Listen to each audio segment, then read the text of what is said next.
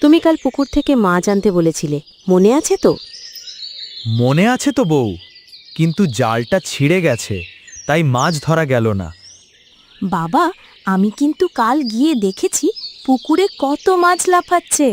আমি হলে একাই ধরে আনতাম।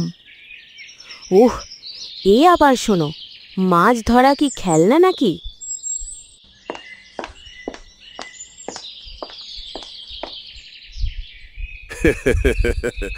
আরে রে, তোমাদের ঘরে সকাল সকাল কি আলোচনা? আরে গোপাল ভাই, জাল ছিঁড়ে গেছে, তাই আজ মাছ ধরা গেল না।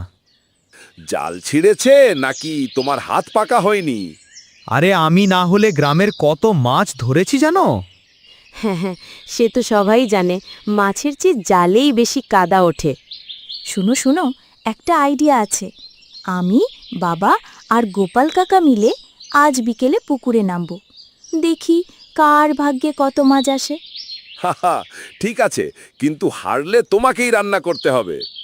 ঠিক আছে, আমি রান্না করব, তবে মাছ ভাজা ভাত মায়ের কাছ থেকে শিখে নিতে হবে। বাবা, বাবা, আমি মাছ ধরেছি। ওরে বাপরে, এটা তো কাঁকড়া। এটাই তো আসল মজা। এই, বেশি দুষ্টুমি করো না, মাছ নিয়ে এসো তাড়াতাড়ি।